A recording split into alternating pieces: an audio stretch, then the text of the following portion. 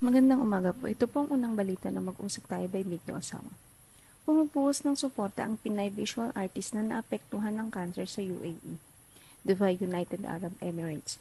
Isang nayon ang kailangan para mapalaki ang isang bata o tulungan ng may mga cancer na mabuhay.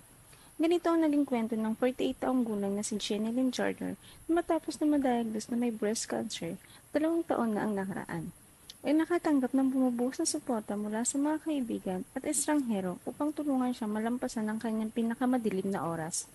Mapalad ako na naging produkto ng ating bayanihan spirit, kung saan tinulungan tayo ng ating mga kaibigan. Nagsama-sama ang mga tao mula sa iba't ibang komunidad upang matiyak na matatapos ko ang aking 6 na session ng chemotherapy. Hindi kami pinabayaan ng mga kasamahan namin.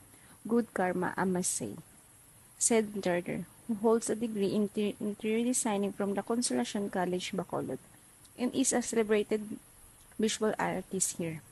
Dumarating ang suporta sa iba't ibang paraan mula sa mga random na magpagkilos hanggang sa mga alok ng pagsingil sa ilang mga panggastos, mainit na pagkain na inihanda at ibinenta ni Harder upang makatulong sa makalikom ng pera. Kumalat sa paligid, binili ng kanyang mga kaibigan pagkatapos ay mga kaibigan ng kanyang mga kaibigan at sa wakas ng mga estranghero. Naalala ni Harder ang isang sandali nang siya ay nagbebenta ng ilan sa kanyang mga halaman sa bahay at ang mga tao na iba't ibang nasyonalidad ay dumating upang bumili, kabilang ang isang babae mula sa India na nag-alok ng magbayad para sa isang session ng kanyang radiotherapy. At yan po ang unang balita na mag-usap tayo by Vicky Osawa.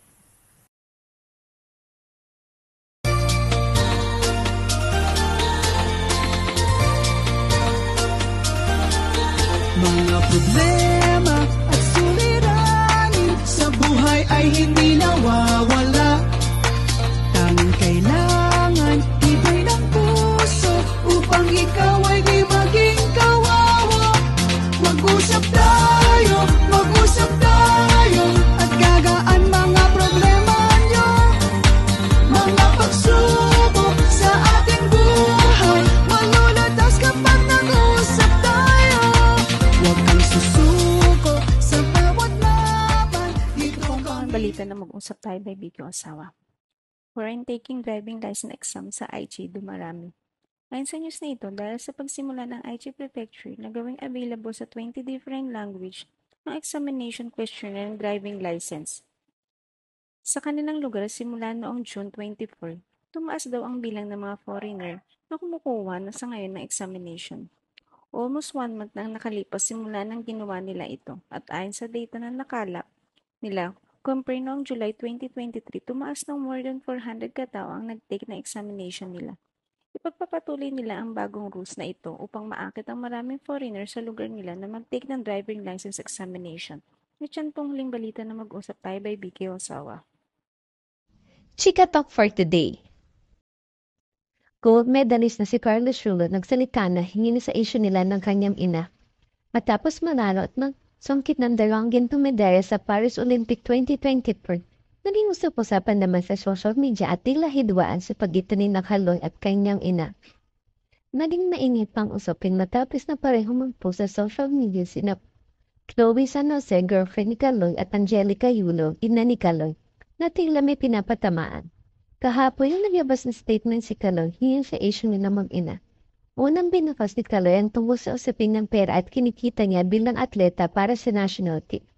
Kaugnay ito ang aksyon na ilang netizen na sinasabing mapang pera umano ang ina ni Kaloy at naghahabulan niya sa perang kinikita ng anak. Bagay na mariin itinanggi ni Angelica. Ayon kay Angelica, may natanggap silang 70,000 mula sa World Championship 2021.